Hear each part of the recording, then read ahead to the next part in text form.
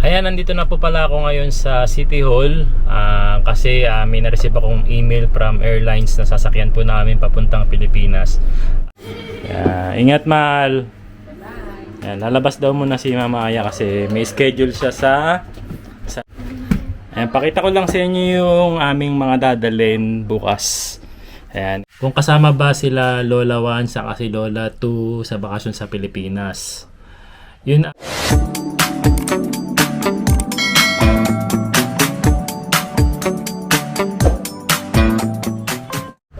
So yan, magandang araw po sa inyong lahat. Masaya tayo ngayon dahil ikukwento ko lang sa inyo na bukas na po pala yung aming biyahe papuntang Pilipinas. Maaga tayong aalis ng bahay bukas. Maaga yung flight namin, 11 AM ng umaga. So kailangan mga alas 5 o alas 6 ng umaga makaalis na kami ng bahay dahil 2 hours yung biyahe po mula sa bahay papuntang airport dito. Sa Narita Airport kami.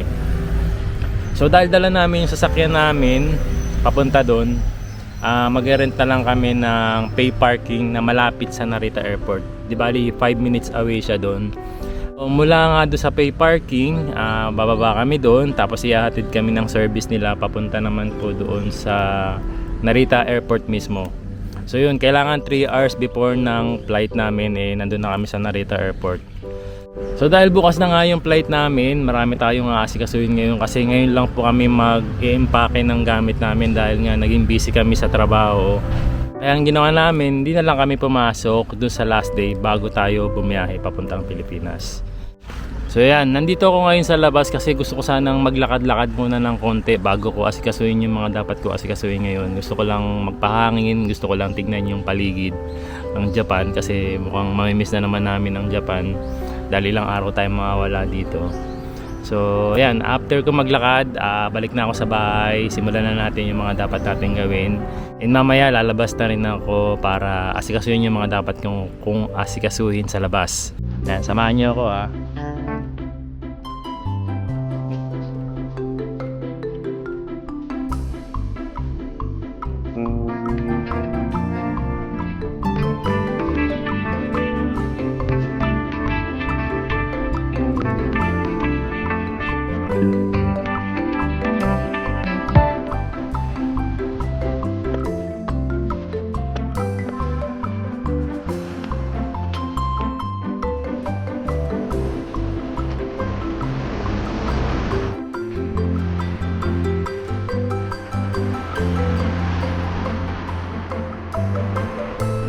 Dahil bukas na nga yung aming biyahe papuntang Pilipinas ay ngayong araw na to ay kailangan na namin mag-empake at mag-ayos ng mga dadalhin namin para sa bakasyon. Pero bago yun magluto muna tayo ng almusal dahil kailangan natin ng lakas para ngayong araw na to. Ayan, may mga nagtatanong kung ilang araw daw kami magbabakasyon sa Pilipinas ngayon. Kasi last time or last year nung umuwi tayo ay nagbakasyon kami ng 1 buwan at 1 linggo. Pero ngayong bakasyon namin na to ay magiging mabilis lamang kasi nga meron tayong mga trabaho at meron din pasok ang mga bata sa school.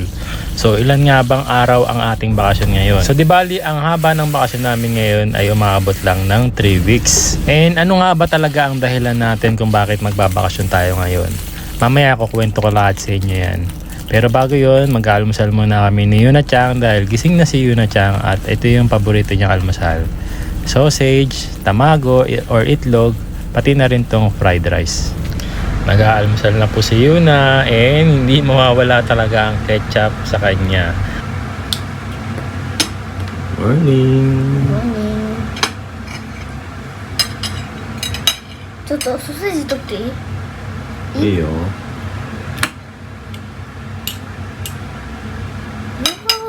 匂いがなんかさ、寝てる時匂いがするからだから卵の匂いした。大好きだよね。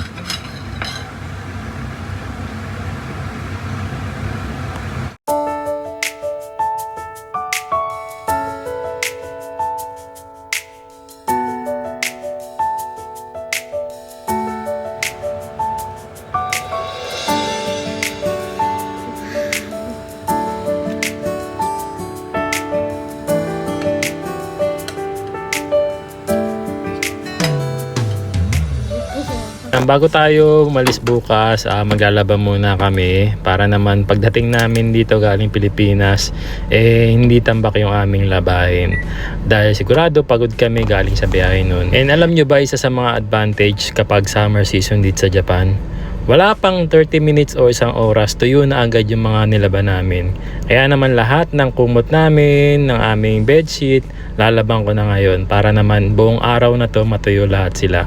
Kahit na maliit lang yung sampahan namin. Si Kuya EG naman ay natutulog pa. Si Mama Aya gising na rin at naglilinis na rin siya ngayon.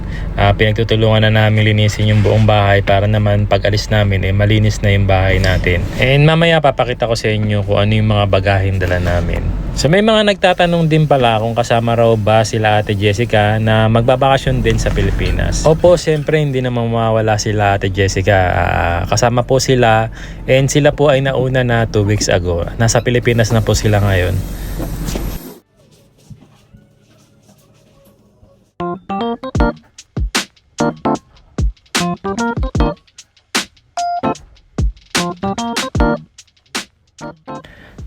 So ayan, habang nag-aayos si Mama Aya dun sa kabila, nandito ako sa kabilang kwarto. Bubuksan naman natin itong binili naming bagong maleta. Dahil nga kulang po kami ng isang maleta.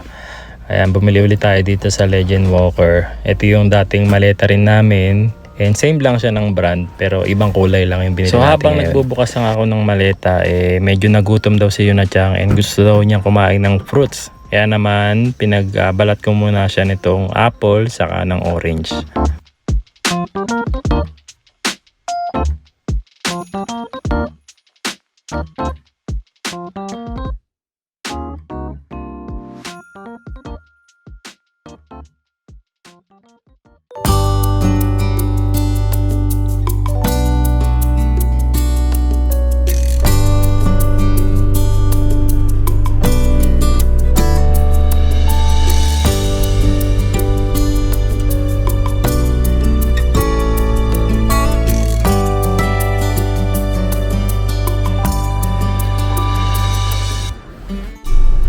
Ayan, nandito na po pala ako ngayon sa City Hall kasi may na-receive akong email from airlines na sasakyan po namin papuntang Pilipinas. Nakalagay doon parang required ata yung vaccine certificate for COVID-19. So ako naman, si Aya saka si Kuya EG, meron naman kaming vaccine 3 times. Si Yuna-chan lang talaga yung hindi namin pinabaksin kasi sobrang late pa ni Yuna noon. Tapos baka hindi niya kayanan yung vaccine. Alam niyo naman, karamihan sa atin takot sa pagpapabaksin, tapos ipapabaksin mo pa yung bata, di ba? Doble yung kaba natin, doble yung takot natin nung time na nun. Last year nung umuwi kami ng Pilipinas, required din itong certificate of vaccine. Hanggang ngayon pala ay required pa rin itong certificate of vaccine. Pero malalaman din natin siguro pag biyahe namin bukas kung hahanapin talaga nila itong certificate of vaccine. Maganda na kasi yung may dala tayong certificate kaysa andun tayo tapos hindi na tayo makakakuha or hindi na tayo makakabalik dito para kumuha. Magbitbit na tayo. Total libre lang naman din naman yung certificate madali lang siyang kunin. Ayan, punta muna ako sa loob tapos update ko rin agad kayo kasi marami pa rin ako lalakarin ngayong araw na to.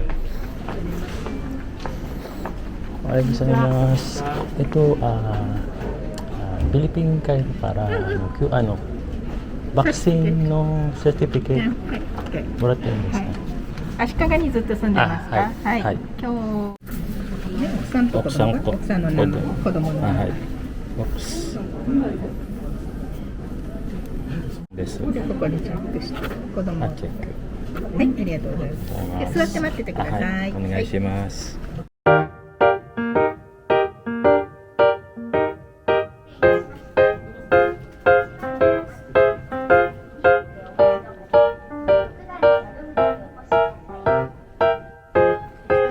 確認をしてください。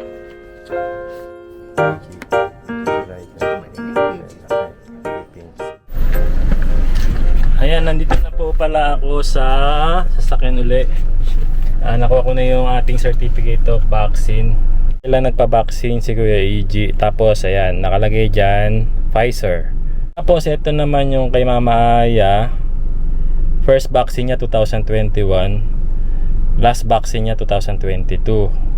Pfizer din yung vaccine ni Mama Aya. Ito naman yung akin, 2021 din yung first vaccine ko, tapos 2022 yung last vaccine ko.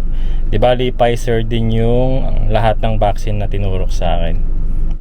Ayan, hindi ko kasama si Aya ngayon kasi pumunta sila ng ospital para kumuha naman ng gamot ng mga bata.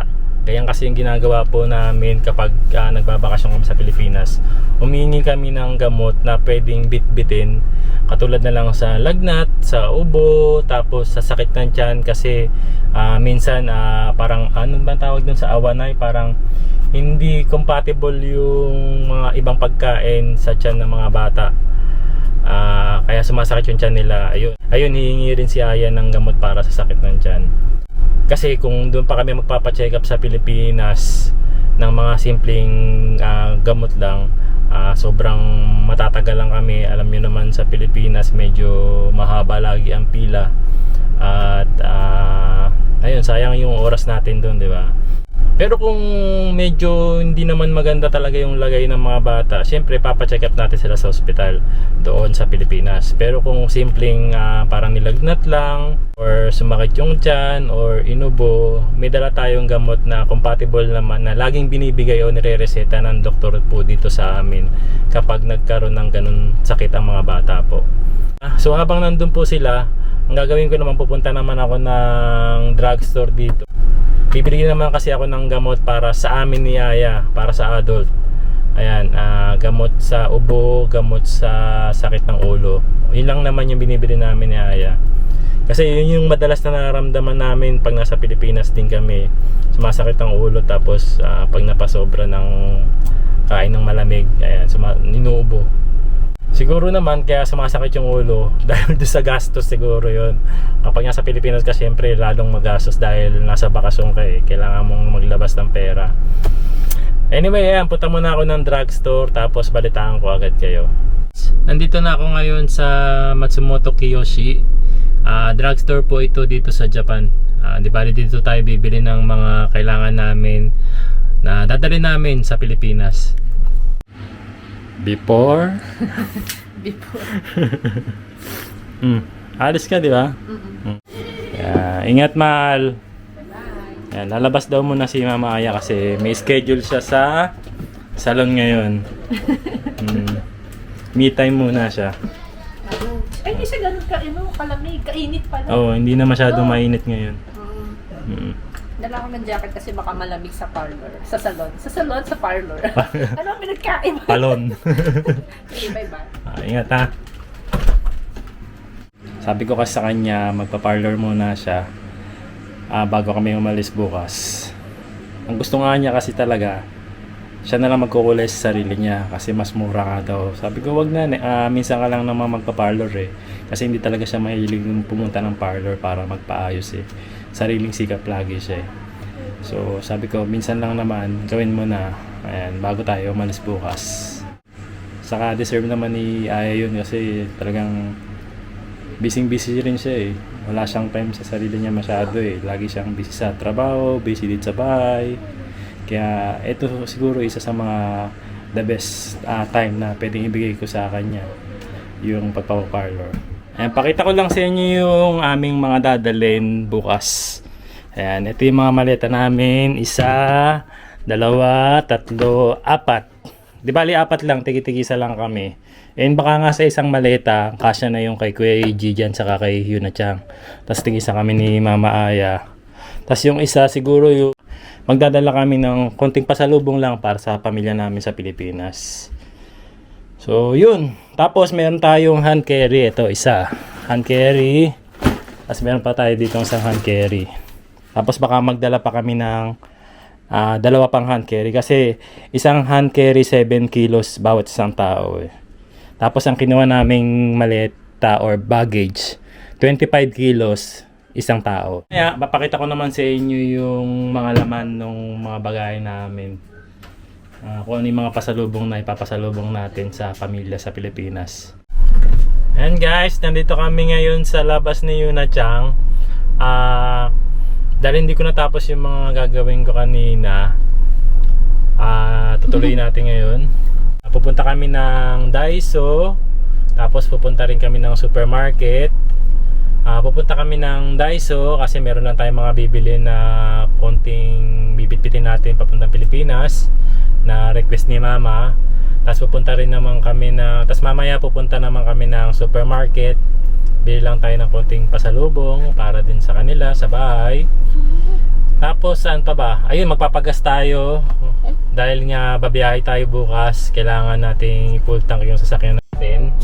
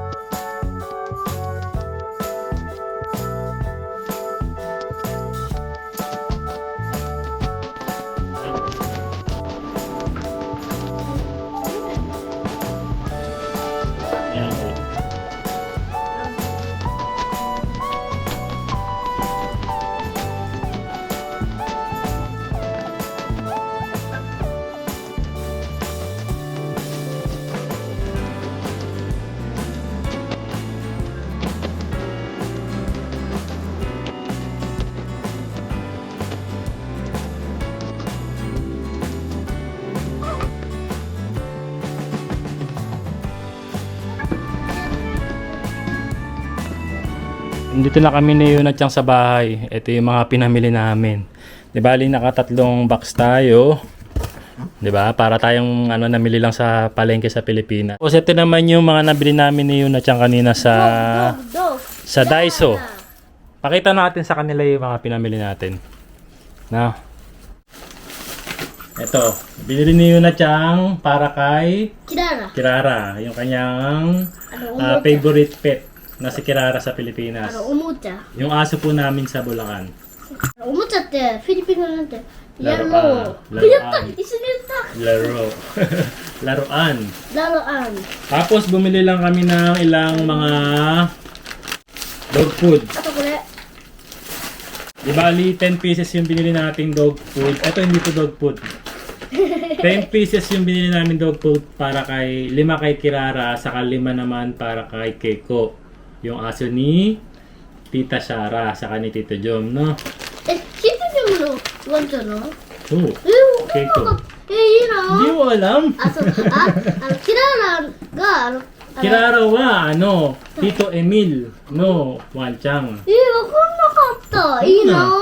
Tapos yung si Keiko naman, aso naman nila Tito Jom saka ni Tita Shara. Yeah. Tita Shara estero? うん。 Oboy tiro?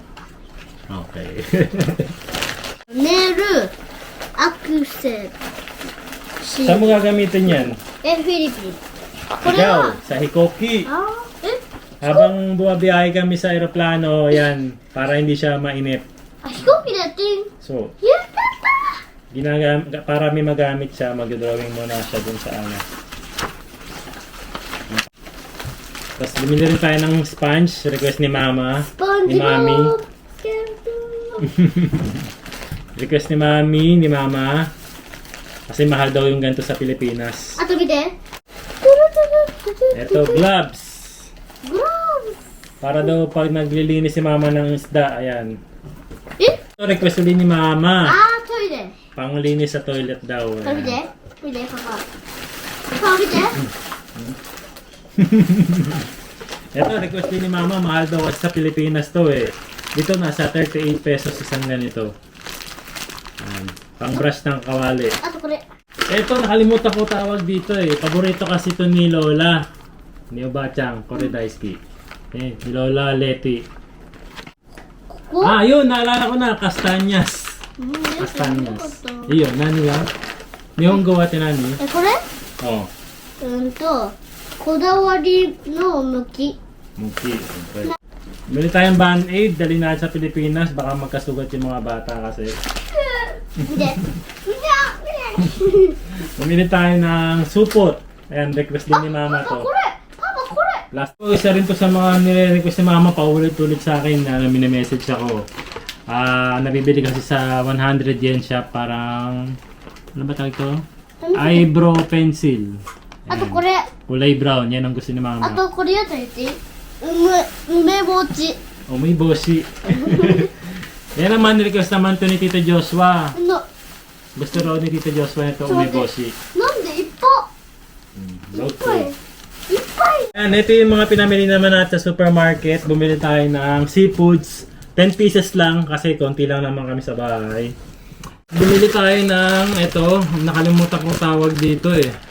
Yan, paborito ni Janjan to eh. ゆらが言うんだよ Anong tawag dito? 梅の Umeno? ピーナッツ Peanuts. Oh, may peanuts siya. 梅 Ebisembe. Oh, Ebisembe. Kaya para kay Lola. ゆらが言うもう一回 As bumili rin tayo ng ketchup kasi si Yuna Chang po, alam niyo naman si Yuna Chang paborito ang ketchup. Yes, yes, yes. Kaya lang ayaw niya ng ketchup sa Pilipinas. Kaya magbibigay tayo ng ketchup ng そ Japan. うだよな Filipino ketchup wa banana da karane. あ、そうなの So, Nihon no ketchup wa tomato ketchup. わかんなかったでも Yuna Chang wa Filipino banana ketchup wa choto やだ yada ni. Yakiniku sauce. Ayan, yakiniku sauce. ふりかけ Purikake. Ayun, だってこれ purikake. 書いてあるじゃん Ayan, purikake. Nilalagay sa rice para magkaroon ng lakas yung kanin. ねこれ Ito purikake rin, nori purikake. Para 8, ayan, matcha. 3 piraso lang. May binili rin kaming snacks na parang pambata. Favorite din yun na siyang to. Nagdala kami ng marami para ibibigay daw niya sa mga tomodachi niya doon. Pamimigay daw niya sa kaibigan niya. 友達100人できるから Request ni Kazuki. Na-miss na niya yung ramen ng Japan. Ayan, sho ramen, saka miso ramen. Wala rin tayo ng kare, ayan, sa Pilipinas.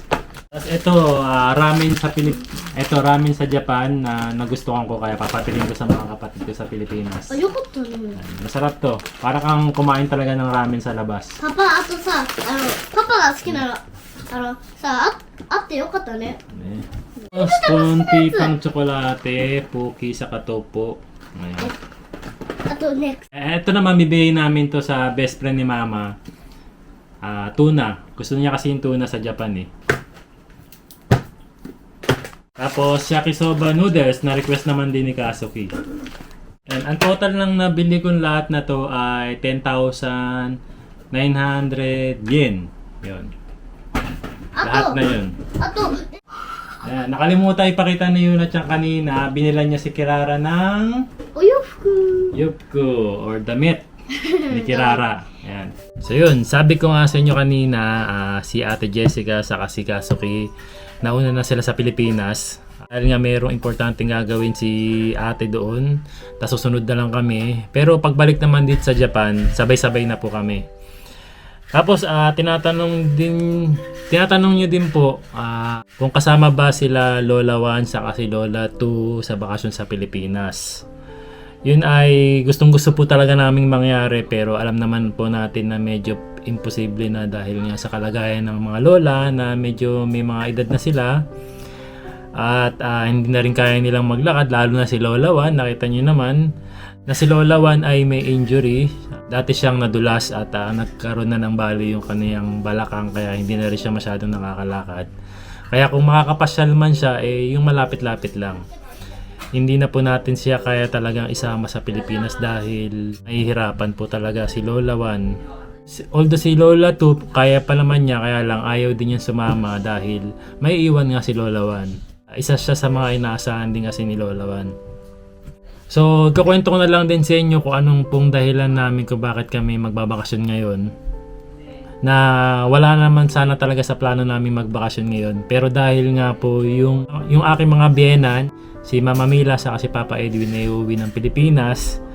Ganun din po si Bayaw, si Kim, ang Japino tribe, yung pamilya po ni Bayaw, ay uuwi din ng Pilipinas para magpabinyag. Merong birthday celebration. So, ito lang po siguro yung chance na kung uuwi man kami sa Pilipinas, mas lalo po magiging masaya kasi nandun po yung pamilya ni Aya sa Pilipinas. Umuwi rin po nung isang araw lang. Kaya magiging masaya po talaga yung uwi rin namin ngayon. Dodoble yung saya kasi bukod sa makikita ko yung pamilya ko sa Pilipinas, sa Bulacan, sila mama, sila lola, ay makakasama rin namin ang pamilya ni Aya at pupunta kami sa lugar kung saan lumaki din si Aya, which is sa Infanta, Quezon. Ayan. Kaya hindi lang magiging masaya yung bakasyon namin, dodoble pa talaga yung saya dahil makakasama namin yung pamilya namin sa Pilipinas. Wow! Ganda-ganda naman yan. どうしたの？なんで？誰ですか？何？誰ですか？誰ですか？何誰ですか？誰ですか？知らないの？は？誰ですか？誰ですか？Kunwari pa, hindi nakilala si Mama. Ganda ba si Mama? なんかおばあちゃんにいるだけど、その顔とおばあちゃんのさ髪の毛可愛いけど、めっちゃメイクアップしたら可愛い。でもそれなんかね。 Wala kasi makeup si Mama. Ano ba? Kahit naman walang makeup si Mama, maganda naman si Mama. Gawa kong obachan pagka walang makeup, tapos ganito yung buhok. それの方が可愛いんだよ。 Ganda naman ni Mama, no? Pagupit ka? Oo. Ayan po, nandito po kami ngayon sa sushi restaurant. Ito po yung request nila ngayon, dinner, kasi nga matatagalan ulit bago na naman makakain ng sushi. May sushi rin daw po sa Pilipinas, kaya lang sobrang mahal kasi. Kaya ito na yung nirequest nilang kainin muna, sushi. Ang isa sa mga paborito nilang restaurant dito sa Japan.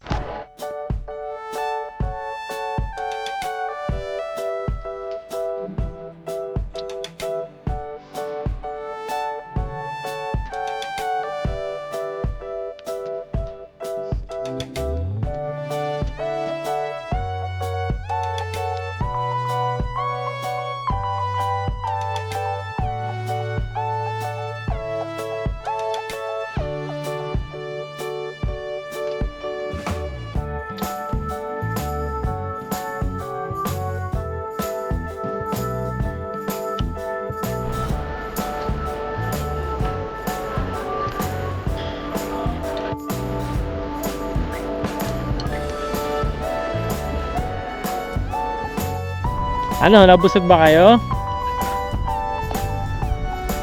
Nabusog ba kayo? So, next sushi natin sa pagbalik na uli natin ng Japan, ha? sushi. O, dali, magpaan na kayo. Kita-kits po sa Pilipinas.